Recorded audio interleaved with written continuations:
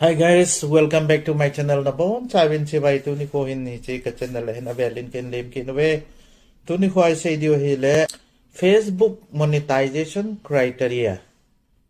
Facebook nga hi monetization ai hi thei na dinga chu. EPP nga yam I chan EP bol le monetization che thei ding ham Facebook pay so hi tiu te. Cho chu say dio hin hi chun na chai na ge na ben lang. So le hi che ka channel la he am sa pen ni le long se nin subscribe enable pen lang like button khu me hitin cheteng le bell icon khu me en lang notification khu all in ko in chetile video ko in sem kiteng amo sa pen ni hiting hi je tun pan pai taw hite Facebook monetization criteria hop ni in ga ho mo hitin first le star monetization in ga cheu hitin star monetization ti tawte star monetization khu izat follower ahile kimothe ham ti ahile star monetization khu 1000 follower na ne ngayen hichu 60 consecutive days 60 days nga chu 1000 follower na ne zo ngaje chiteng le community standard kitele hichu khu nangman nazui ngajin chizowa chu country kitile hoilai country na na country chu HJ star monetization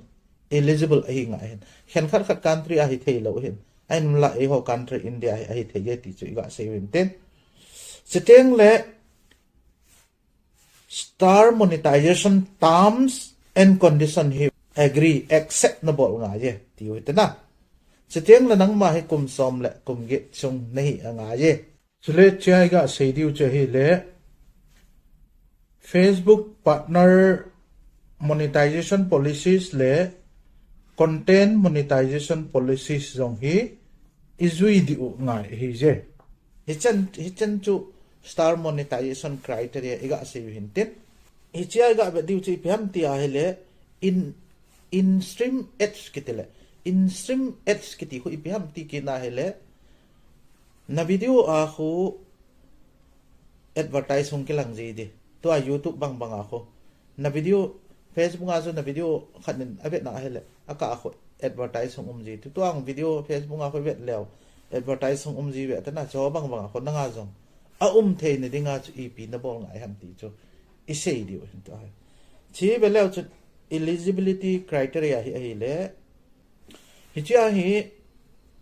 10,000 followers na ni ngajin chiteng le chi 6 lakh minute views eligible minute views ute 6 lakh minutes views to 60 days sunga alit nga yati hi chi chu alina ile nangma hi Facebook page ayong chu video ho ako et song umding nangman income na nei pat de hite YouTube ma bang ako ti chu ai in Facebook criteria chu hi chi in it ai in eligible hi na dinga chu pham 10,000 followers so ngai tho hi in la 250 returning viewers nei ngai 250 returning viewers ti teng la hi chu nangman regular viewer ti tawte ain ve jeng ji na video ho chu lompe na 250 hobe nei ngai jen cheteng le 50,000 post engagement nei ngai ye ahi lo ahi le 180 minutes view ngai je 180 minute views ngai cho chen cho hin tu ai ga sei ho chu hi che subscription criteria eligibility ahin hi chang thum chi ga sei hin tin hi chi chung cho na chu khat ga sei ki ning katin stek la iti teng la sum hi iti ti api o ham ga ve o hite nangman $100 na lin sa Facebook nga ko na income so $100 ham alin teng la chon nangma chu nahin pi ji he tu la sunga alin lawa ai le tu la sung chen example in $50 na motai tu la sunga chen namu lo itan sum so ahin la sakit teng la nangman $80 na mukit tai ichiteni cho agoma sakit teng la payment ni khu hi teng la chu agoma nangman namu tho tho din hi ti cho iga ase inten